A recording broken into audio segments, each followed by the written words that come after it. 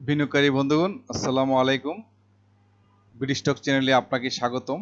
বরাবর নিয়ে আজকে ঢাকা স্টক এক্সচেঞ্জের ইন্ডেক্স এবং কয়েকটি নির্ধারিত স্টক নিয়ে শেয়ার নিয়ে আপনাদের সঙ্গে আলোচনা করব, যা আপনাদের বিনিয়োগে কিছুটা হেল্প হতে পারে। আমি মূলত ইন্ডেক্সের ইনডেপথ আলোচনা করে থাকি একান্ত আমার ব্যক্তিগত অভিজ্ঞতা এবং আমার রিসার্চ থেকে করা। সেই জন্য আমি রিকোয়েস্ট করব, আমার এই আলোচনা হচ্ছে একান্তই লার্নিং পারপাসে করা। সেই জন্য আপনারা কেউ আমার প্রাইসগুলো কোট করে কেউ সরাসরি বাই বা সেল করার জন্য উদ্বুদ্ধ হবেন না। আপনি আপনার নিজের বুদ্ধিমত্তা এবং আপনার এক মনন মেধা খাটিয়ে যদি আপনি রিসার্চ করে যদি কোনো স্টকে এন্ট্রি নেন, তাহলে কিন্তু আপনার প্রফিট হওয়ার সম্ভাবনা যথেষ্ট থাকে। কারণ নিজের প্ল্যানের সাথে কিন্তু অনেক প্ল্যান নাও মিলতে পারে। সেজন্য আপনার ইনভেস্ট আপনার, প্রফিট আপনার, লসও আপনার। সেই জন্য অবশ্যই আপনাকে চোখ কান খোলা রেখে নিজের বুদ্ধিতে ইনভেস্ট করাই সবচেয়ে বেটার। তো আলোচনার শুরুতে আমি রিকোয়েস্ট করবো আমার বিডি স্টক চ্যানেলটাকে সাবস্ক্রাইব করার জন্য। আর যারা ইতিপূর্বে সাবস্ক্রাইব করে আছেন, আপনাদেরকে অসংখ্য ধন্যবাদ আমার চ্যানেলের সঙ্গে থাকার জন্য। আর একটা রিকোয়েস্ট করবো, যদি আমার ভিডিওটি আপনাদের ভালো লেগে থাকে তাহলে অবশ্যই লাইক, কমেন্ট এবং শেয়ার করবেন, যাতে অন্যরা এটা দেখে কিছুটা হলেও উপকৃত হতে পারে। তো ওয়েলকাম। আজকে Dhaka stock exchange index close হয়েছে 5,245 পয়েন্টে, যা গত দিনের তুলনায় 1.79 কিন্তু ইনক্রিজ ছিল। এটা আর হচ্ছে টার্নওভারে যদি আমরা দেখি, তাহলে টার্নওভার আসছে আজকে হচ্ছে 997 কোটি। গত দিনের তুলনায় কিন্তু ভালো একটা আমরা দেখতে পাচ্ছি যে টার্নওভারটা ভালো আসছে। পাশাপাশি আপ ছিল 201টা শেয়ার, অপরিবর্তিত ছিল 53, আর ডাউন ট্রেন্ডে ছিল 143টি শেয়ার। আর এক্ষেত্রে সবচেয়ে মোটামুটি একটা ভূমিকা রেখেছে হচ্ছে ওয়ালটন হাইটেক। খুব বেশি কিন্তু না, 0.98% ইন্ডিকেট চেঞ্জ। হ্যাঁ, চেঞ্জে খুব একটা। বিবিএস কেবলস আছে, SP ceramics, ML dyeing, MTV, mutual trust আছে, power grid, ICB, Eastland, Aman Feed, CBU. এই স্টকগুলো মোটামুটি একটু পজিটিভ ছিল। আর পাশাপাশি যে স্টকগুলো ডাউন ট্রেন্ডে ছিল তার মধ্যে যে পোবালি ব্যাংক, ব্যাডবিসি, Beximco pharma, BRAC bank, Prime bank, Beacon pharma, Lovello, Daffodil computer, LHB, Lafarge আর ব্যাংক এশিয়া, এই স্টকগুলো কিন্তু তুলনামূলক বেশি পরিমাণ নেগেটিভিটি শো করার কারণে কিন্তু ইন্ডেক্সটা খুব একটা বড় একটা আমরা পজিটিভ ইমপ্রেশনে দেখতে পারি না। অর্থাৎ লেনদেন ভালো আসছে, বাট ইন্ডিকেটর কিন্তু খুব একটা বড় একটা চেঞ্জ আসে নাই। কারণ এটাই সেলসের চেয়ে কিন্তু সেলার বেশি অ্যাক্টিভ ছিল এই জায়গায়।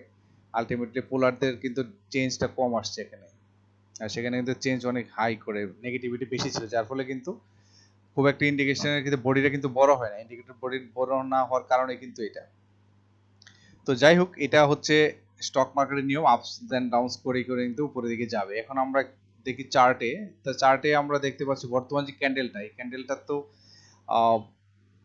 মোটামুটি বডিটা কিন্তু অনেক ছোট। এটা আমরা বলি সাধারণত এটাকে একটা সেলসের প্রেসারের কারণে কিন্তু এটা হয়। তো ইনভার্স হ্যামার যদি আমরা বলি এটাকে, তো এটা সাধারণত ইন্ডিকেট করে যে একটু কিন্তু সেলারদের প্রেসারের কারণে পরবর্তী ক্যান্ডেলগুলো কিন্তু ডাউন ট্রেন্ড, অর্থাৎ একটু কিন্তু ডাউন ট্রেন্ড থাকতে পারে। এটা সম্ভাবনা যে যদি আগামী রবিবারে যদি রেড ক্যান্ডেল দিয়ে যদি ডাউন ট্রেন্ড হয়, তাহলে কিন্তু ইন্ডেক্স কিন্তু আবারও ডাউন ট্রেন্ড আসতে পারে।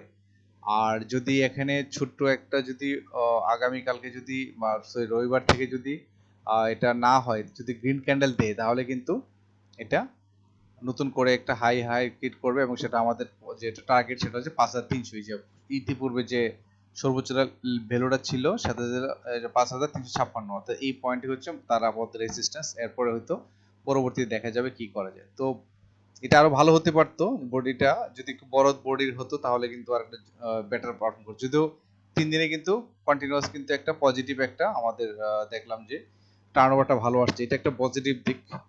বাট সেলসের প্রেসারটা বেশি হওয়াতে কিন্তু মূলত এই অবস্থায় ধরুন ক্যান্ডেলটা আসছে, এই ক্যান্ডেলটা আসে আমরা আশা করি না, বাট চলে আসছে। তো আমরা চাবো যে আগামীতে রবিবারে আরো ভালো বেশি পরিমাণ লেনদেনের মাধ্যমে হয়ে এটা ইন্ডিকেটরটা একটু ভালো একটা ইন্ডেক্সে যাবে, এবং আমি আশা করব যে এটা অবশ্যই আগামী সপ্তাহটা যাতে ভালো মুভমেন্টে থাকে। তো এই ছিল হচ্ছে আমাদের ইন্ডেক্স নিয়ে ডিসকাশন করা। এখন আমরা ডিসকাশন করব কয়েকটি সিলেক্টিভ স্টক নিয়ে, যা আপনাদের আচ্ছা, আরেকটা ব্যাপার হচ্ছে যে কয়েকটা নিউজ শেয়ার করি আপনাদের সঙ্গে। যে এই যে হঠাৎ করে যে মার্কেটে একটু বেটার পারফর্ম করেছিল, তার কারণ কিন্তু এক্সচেঞ্জ কমিশন কিন্তু বেশ কিছু ভালো ভালো ডিসিশন নিয়েছিল, যেমন মূলধন বৃদ্ধি ও ডিপেন্ডেন্ট ব্যবস্থাপনা নতুন সিদ্ধান্ত বিএসইসির। এখানে বলা আছে যে শেয়ার বাজারে তালিকাভুক্ত কোম্পানির মূলধন বৃদ্ধি এবং ডিভিডেন্ড ব্যবস্থাপনা আরো সহজ ও কার্যকর করতে একাধিক গুরুত্বপূর্ণ নীতিগত সিদ্ধান্ত নিয়েছে Bangladesh securities and exchange commission. নতুন সিদ্ধান্ত অনুযায়ী নিয়ন্ত্রণ সংস্থা কর্তৃক পুনর্গঠিত পরিচালক পরিষদের ক্ষেত্রে যৌথভাবে 30% শেয়ার ধারণের বাধ্যবাধকতা মূলধন বৃদ্ধির ক্ষেত্রে আর বাধা হিসেবে বিবেচিত হবে না। পাশাপাশি এক ক্যাটাগরিভুক্ত ব্যাংকগুলোকে নিজস্ব ব্যাংকে ডিভিডেন্ড অ্যাকাউন্ট সংরক্ষণের অনুমতি দেওয়া হয়েছে। তো এই ধরনের একটা মেসেজ ছিল। আরেকটা মেসেজ শেয়ার করি আপনাদের সাথে, সেটা হচ্ছে যে এখানে শেয়ার বাজারে জেট কোম্পানির ঘুরে দাঁড়ানোর নতুন সুযোগ। এখানেও সেম কথা বলা হচ্ছে, শেয়ার বাজারে তালিকাভুক্ত কোম্পানির উদ্যোক্তা ও পরিচালকদের জন্য বিদ্যমান 30% শেয়ার ধারণ বাধ্যবাধকতা বিশেষ ছাড় দেওয়ার সিদ্ধান্ত নিয়েছে Bangladesh securities and exchange commission. বিশেষ করে পুনর্গঠিত পরিষদ থাকা কোম্পানিগুলোর ক্ষেত্রে এই নিয়ম আর আগের মতো কঠোরভাবে প্রযোজ্য হবে না। তো এই মেসেজগুলোর কারণে কিন্তু আমরা দেখলাম যে এই কয়েকদিন ধরে কিন্তু এটা সূচকের একটু ভালো উত্থান ছিল। তো আশা করি এটা অব্যাহত থাকবে, আরো ভালো ভালো নিউজ আসবে এবং ইন্ডেক্স কিন্তু আরো বাড়বে আশা করব। এখন যে স্টকগুলো নিয়ে কথা বলতে যাচ্ছি, যা হয়তো আপনাদের বিনিয়োগে কিছুটা হেল্প হতে পারে, তার মধ্যে যেতে শুরু করি। সরি,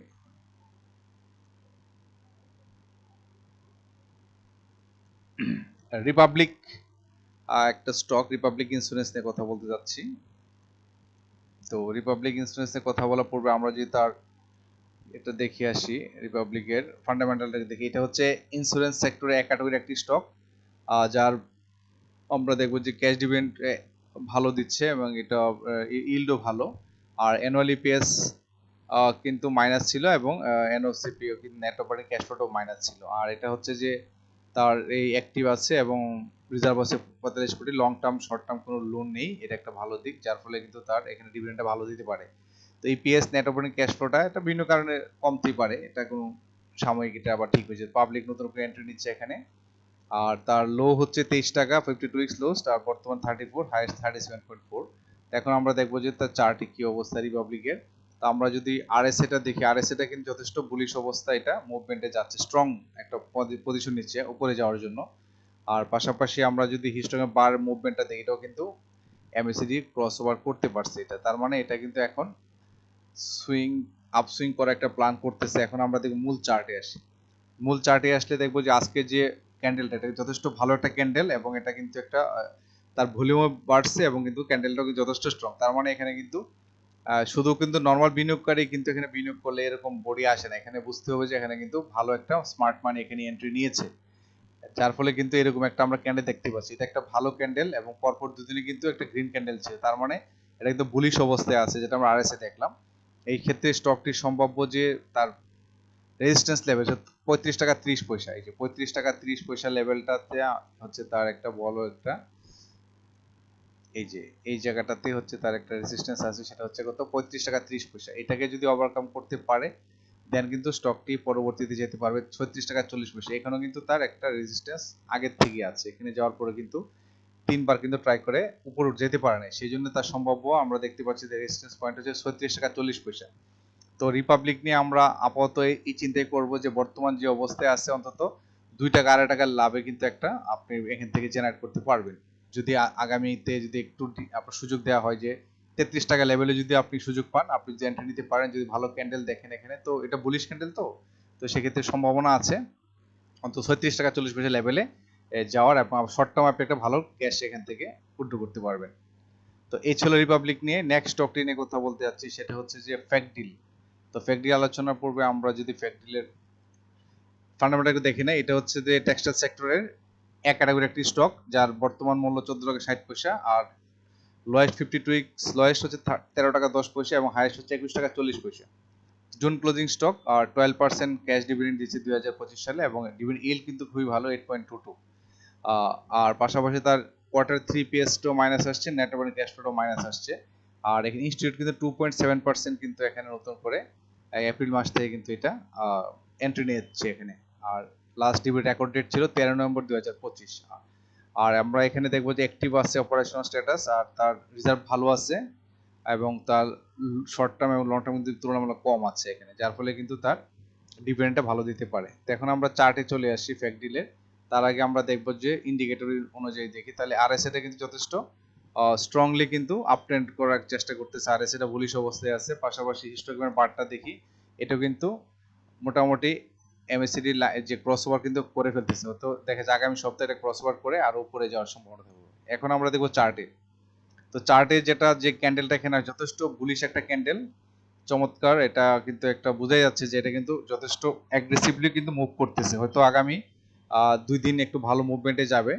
সেক্ষেত্রে সম্ভাব্য তার যে আমাদের প্রথমবার তার যে রেজিস্ট্যান্স ফেস করবে সেটা হচ্ছে এই লেভেলটা, হচ্ছে তার জন্য একটা রেজিস্ট্যান্স লেভেল। সেই ভ্যালুটা হচ্ছে 15 টাকা লেভেল, 15 টাকা 20-30 এই লেভেলটাতে তার একটা প্রথম একটা বাধা। এটাকে অতিক্রম করতে করে চলে যাবে হচ্ছে কি 15 টাকা 90 পয়সা বা 16 টাকা লেভেলে। তারপর এটাকে যাওয়ার পর হয়তো একটু এখানে যাওয়ার পর হয়তো একটু কারেকশন মোডে এসে আবার উপরে যাবে, পরে কিন্তু 17 টাকা 60 পয়সা সে যাবে। এই 17 টাকা 60 পয়সা পর্যন্ত সে যাবে, তারপর হয়তো আবার একটু ডাউন ট্রেন্ড করে উপরে যাবে। তবে আমি বলবো যে যারা সুযোগ পাবেন আগামী কালকে রবিবারে, যদি সুযোগ পান এই লেভেলগুলোতে 14 টাকা লেভেলে আশপাশে বাই করার, তাহলে কিন্তু করতে পারেন। সেক্ষেত্রে স্টকটি কিন্তু একটু ধরে ধারণ করলে কিন্তু আপনি 17 টাকা 60 পয়সা লেভেলে যাওয়ার যত সম্ভাবনা, এখান থেকে কিন্তু আপনি একটা ভালো প্রাইস গ্যাপ কিন্তু পাবেন, ভালো একটা প্রফিট টেক করতে পারবেন। আর যদি টার্গেট রাখেন 15 টাকা 90 পয়সা, এখানে কিন্তু সেল দিয়ে আপনি চলে আসতে পারবেন। তো সেটা হচ্ছে আপনার নির্ভর করে যে আপনি কোথায় আপনি এক্সিট নেবেন। এন্ট্রি পয়েন্টটা নির্ধারণ করে কিন্তু সাথে সাথে আপনি এক্সিট পয়েন্টটা নির্ধারণ করে নেবেন। যেমন এখানে এন্ট্রি পয়েন্টের ক্ষেত্রে 14 টাকা 50 পয়সা থাকতে পারে, বা আপনি যদি ভালো একটা ভ্যালু দিয়ে করতে পারেন তাহলে কিন্তু আপনি একটা বেটার বেনিফিট পাবেন। তো ফেক ডিল এই ছিল। নেক্সট স্টকটি নিয়ে কথা বলতে চাই, সেটি হচ্ছে যে সাইহাম কটন। তো সাইহাম কটন নিয়ে আলোচনা করবো, আমরা ফান্ডামেন্টাল দেখে নিই একটু সাইহাম কটনের। এই সাইহাম কটনের এটা হচ্ছে টেক্সটাইল সেক্টরের বি ক্যাটাগরি একটি স্টক, যার বর্তমান মূল্য 19 টাকা 70 পয়সা, এফএফটিএক্স লোয়েস্ট হচ্ছে 12 টাকা আর হাইয়েস্ট হচ্ছে 23 টাকা 20 পয়সা। আর এখানে আমরা দেখতে যাচ্ছি যে তার এই পি রেশিও, যা এটা অন্য হিসেবে শর্ট করে ফেলি, কোয়ার্টার 3 পেজটা কিন্তু পজিটিভ আসছে এবং নেট অপারেটিং ক্যাশ ফ্লো কিন্তু পজিটিভ, দুটোই কিন্তু পজিটিভ সাইন। এবং তার ডিভিডেন্ড হিস্ট্রি 2025 সালে 7% ক্যাশ দিয়েছিল, 19 নভেম্বর রেকর্ড ডেট। ইনস্টিটিউট কিন্তু 5.99% এখানে নতুন করে কিন্তু এন্ট্রি নিচ্ছে। এখানে ইনস্টিটিউট প্রায় 6% এখানে এন্ট্রি নিচ্ছে। পাশাপাশি এখানে আমরা দেখব অ্যাক্টিভ ফর্মে আছে এটা, এবং তার কিন্তু রিজার্ভও ভালো আছে, 345 কোটির উপরে কিন্তু রিজার্ভ আছে এখানে। এই জন্য কিন্তু তার পারফরমেন্সটাও কিন্তু বেটার পারফর্ম করতে পারতেছে। এখন আমরা দেখবো যে চার্টে চলে আসি। সাইহাম কটনের চার্টে আসার পূর্বে আমরা দেখবো যে হিস্টোগ্রাম, সরি আরএসএটা থেকে, আরএসএটা কিন্তু ডাউন ট্রেন্ড শেষে কিন্তু আপ ট্রেন্ড হওয়ার একটা আমরা দেখতে পাচ্ছি সে প্ল্যান করতেছে। পাশাপাশি হিস্টোগ্রামের বারটাও কিন্তু সেম, অর্থাৎ ডাউন ট্রেন্ড শেষ করে কিন্তু আপ ট্রেন্ড হওয়ার জন্য একটা যে ধরনের কালার আসে সেই ধরনের কালার, অর্থাৎ এখানে কিন্তু নতুন করে কিন্তু বায়ার চলে আসে, যার ফলে কিন্তু এই সেলাররা কিন্তু ইনএক্টিভ হয়ে গেছে, এখন কিন্তু বায়ারদের কন্ট্রোলে যাচ্ছে, যার ফলে কালারটা চেঞ্জ আসছে। অর্থাৎ দুইটা ইন্ডিকেটর কিন্তু আমরা দেখলাম যে একটা পজিটিভ সিগন্যাল দিচ্ছে। এখন আমরা দেখব মূল চার্টে আসলে প্রথমে আমরা দেখতে পাচ্ছি আজকের যে ক্যান্ডেলটা, এটা যথেষ্ট ভালো বুলিশ একটা ক্যান্ডেল, এবং এখানে চমৎকারভাবে কিন্তু সেলারদের থেকে কিন্তু বায়ারদের কন্ট্রোলে চলে আসছে। হ্যাঁ, স্পিনিং টপের মতো। এটা মানে হচ্ছে যে আপনার যে বর্তমান যে ডাউনফল, অর্থাৎ যে কারেকশন ফেজটা কিন্তু শেষ হয়ে আপ ট্রেন্ড যাওয়ার জন্য একটা প্ল্যান করছে, এতে সুইং করে ফেলছে, অর্থাৎ তার গতিপথটা চেঞ্জ করে দিচ্ছে। আপ ট্রেন্ড বলেন বা ইউটার্ন আমরা বলি, সেই ইউটার্ন কিন্তু নেওয়ার একটা প্ল্যান করতেছে।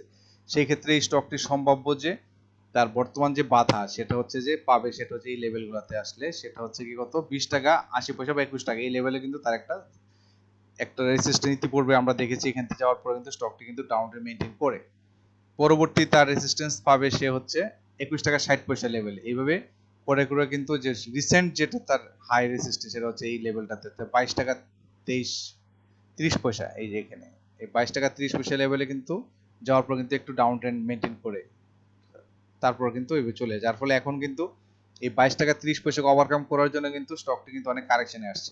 এখন যেভাবে বুলিশ যদি অব্যাহত থাকে এটা, তাহলে কিন্তু স্টকটি 22 টাকা 30 পায়ের উপরে কিন্তু যাওয়ার যত সম্ভাবনা আছে। তারপরে হয়তো নতুন করে আমরা আরো দেখতে পাবো, যেমন এখানে আমরা দেখি যে গত এটা ইয়ার যদি মেনটেন করি, যে 2021 সালের সেপ্টেম্বর মাসে কিন্তু এই যে 20 টাকা 90 পয়সা যে লেভেলটা ছিল, এই যে 20 টাকা 21 টাকা লেভেল, এটাকে যাওয়ার পর কিন্তু ওই যে কন্টিনিউয়েশন কিন্তু গ্রাউন্ডে মেনটেন করে করে তারপরে সে সেপ্টেম্বর 2024 সালে, অর্থাৎ এখানে সেপ্টেম্বরে করছিল 21 সালে, 3 বছর পরে কিন্তু সে স্টকটি 20 টাকা 80 পয়সা পর্যন্ত আসতে পারছিল।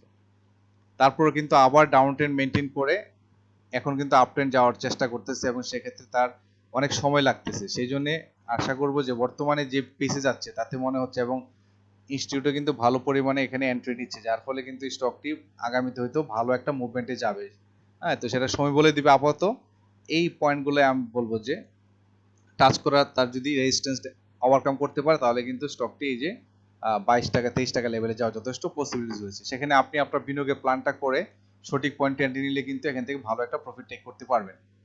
নেক্সট স্টকটি হচ্ছে সালভো কেমিক্যাল। তো সালভো কেমিক্যালে আমরা যদি তার এটা দেখি ফান্ডামেন্টালটা, সালভো কেমিক্যালের এটা বি ক্যাটাগরির ফার্মাসিউটিক্যাল সেক্টরের একটি স্টক, যার বর্তমান প্রাইস 35 টাকা 80 পয়সা, আর লোয়েস্ট ছিল 17 টাকা 90 পয়সা, হাইয়েস্ট 37 টাকা 30 পয়সা জুন ক্লোজিং স্টক। আর তার ইপিএসটা কিন্তু কোয়ার্টার 3 ভালো আসছে 0.02, আর নেট অপারেটিং ক্যাশ ফ্লো একটু কম আসছে, আর ডিভিডেন্ড হিস্ট্রি 2 পয়েন্ট, যেহেতু বি ক্যাটাগরি, আর পাবলিক কিন্তু 77% কিন্তু নতুন ক্যান্ট্রি নিচ্ছে, আর ইনস্টিটিউট কিন্তু সেল দিচ্ছে। আর এক্ষেত্রে অ্যাক্টিভ ফর্মে আছে এটা, এখন অ্যাক্টিভ, অপারেশন ক্লোজড হয় নাই। রিজার্ভ কিন্তু 43 কোটি টাকা আছে এটার। আচ্ছা, বি ক্যাটাগরির হতে যা হয় তাই এখানে আসছে। আমরা দেখবো সালবোর আরএসআইটা দেখি নাই। আরএসআইটা কিন্তু যথেষ্ট আপস এন্ড ডাউনস করে করে কিন্তু এটা উপরের দিকে যাওয়ার প্ল্যান করতেছে। আর পাশাপাশি হিস্টোগ্রাম বারটা দেখবো যে এটা কিন্তু নিচে নামে না, অর্থাৎ কিন্তু এখন তো মুভিং অ্যাভারেজ উপরেই আছে, অর্থাৎ এটা কিন্তু এখনো সেলারদের বায়ারদের কন্ট্রোলে কিন্তু রয়েছে, এখনো সেলাররা কিন্তু দূর করতে পারতেছে না। এটা যথেষ্ট বুলিশ অবস্থায় যাচ্ছে এবং আগামীতে আরো দূর যাওয়ার যথেষ্ট সম্ভাবনা রয়েছে। তো সালবুর ক্ষেত্রে যেটা তার সম্ভাব্য যে আমরা দেখতে পাচ্ছি, তার যে প্রবলেম যেটা হবে সেটা হচ্ছে এই লেভেলটাতে এসে, এই লেভেলটাতে, অর্থাৎ 36 টাকা 70 পয়সা, তার জন্য একটা বড় চ্যালেঞ্জ। ইতিপূর্বে আমরা দেখতে পাচ্ছি যে 36 টাকা 70 পয়সা এই লেভেলটাতে যাওয়ার পর কিন্তু স্টকটি কিন্তু ক্রমান্বয়ে কিন্তু ডাউন ট্রেন্ড মেনটেন করে করে এই যে এই লেভেলটাতে আসছিল সেপ্টেম্বর 2024 সালে, এই যে 36 টাকা 70 এই লেভেলটাতে।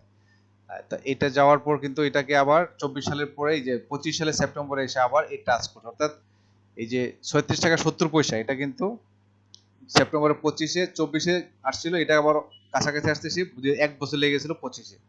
তারপরে এখান থেকে চলে যাওয়ার পর আবার কিন্তু এই যে এখন 26-এ মে মাসে আসছে, টাচ করছে। এখন তার টার্গেট হচ্ছে যেহেতু এই দুইটাকে, এটা এবং এটা 1 বছর পরে টাচ করে, এখন কিন্তু নিচে কিন্তু নামে না, কিন্তু উপরের দিকে মুভমেন্ট করতেছে। তার মানে এই স্টকটি সম্ভাব্য যে যে তার পরবর্তী যে রেজিস্ট্যান্স সেটা হচ্ছে কি 41 টাকা 60 পয়সা।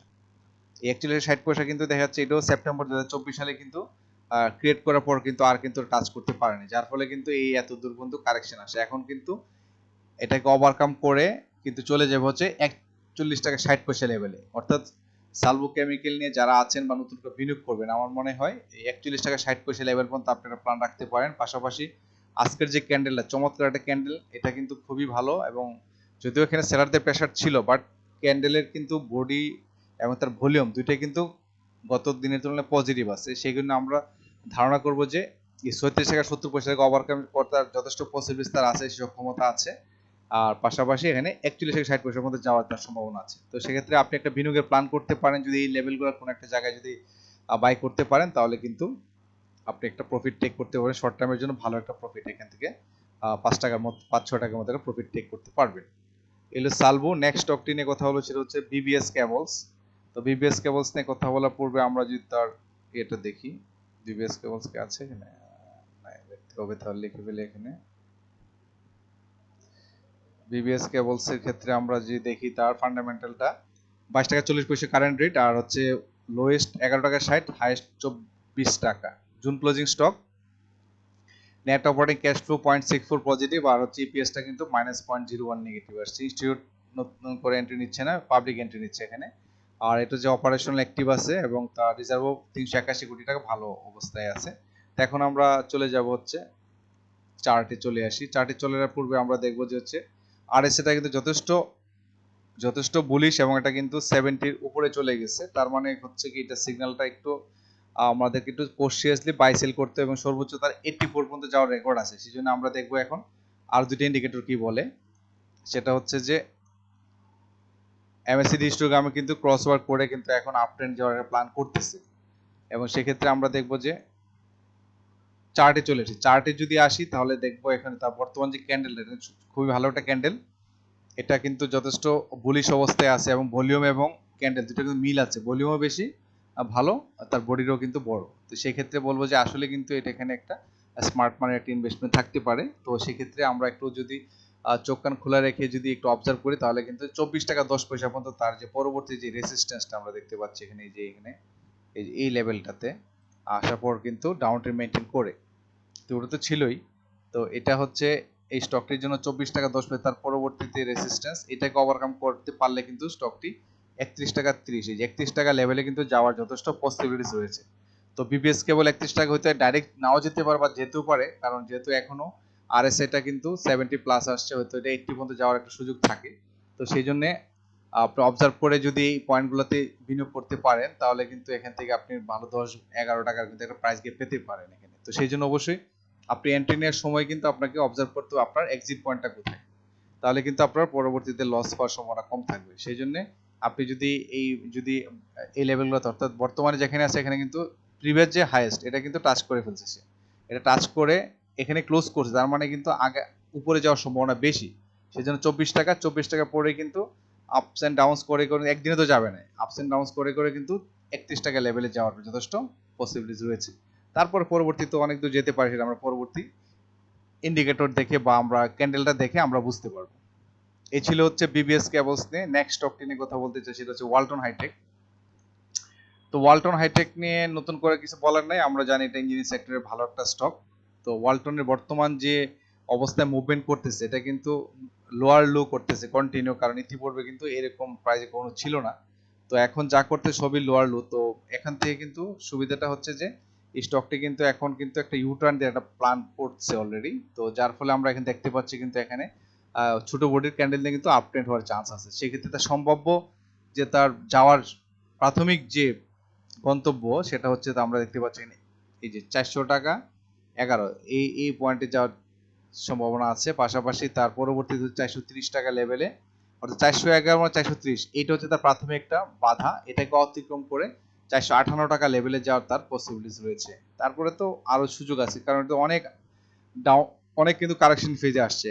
এটা যেহেতু সামনে এটা হচ্ছে জুন ক্লোজিং স্টক, আমরা এটা দেখে নেই একটু ওয়ালটনের, এটা ওয়ালটন কি আছে, ওয়ালটন এই যে এটা হচ্ছে জুন ক্লোজিং স্টক, 10% স্টক দিয়েছিল 25 সালে, 175% cash, dividend 4.77, net operating cash flow অনেক বৃদ্ধি পেয়েছে, বাট কোয়ার্টার 3 পেজটা একটু কম আসছে। আর নতুন করে ইনস্টিটিউট এখানে এন্ট্রি নিচ্ছে, আর পাশাপাশি তার আমরা যদি দেখি একটু ভালো কোম্পানি, এটা হিউজ স্টক আছে, অ্যাক্টিভ আছে এটা, এবং রিজার্ভও ভালো আছে এটা। তো ওয়ালটন নিয়ে কথা একটাই, সেটা হচ্ছে যে স্টকটি বর্তমান তার যে কারেকশন ফেজটাকে বাদ দিয়ে এখন কিন্তু আপট্রেন্ড হওয়ার একটা প্ল্যান করতেছে। তো সেই ক্ষেত্রে যারা ওয়ালটন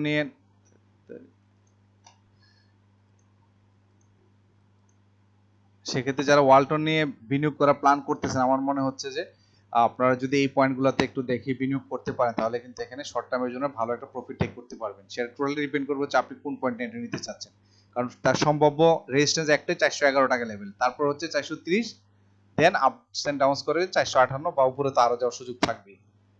তো এই ছিল হচ্ছে আপনাদের জন্য কিছু স্টক নিয়ে কথা বলা, এবং আগামী সপ্তাহে ঢাকা স্টক এক্সচেঞ্জ ইন্ডেক্সটা কেমন মুভমেন্ট করতে পারে, এবং বাংলাদেশ সিকিউরিটিজ এক্সচেঞ্জ কমিশন কিছু নতুন নতুন ডিসিশন নিয়ে আসার কারণে কিন্তু বাজারটা একটু চাঙ্গা ভাব দেখা যাচ্ছে।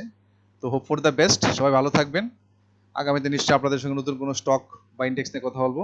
আপনাদের বিনিয়োগ সুরক্ষিত থাকুক। আসসালামু আলাইকুম।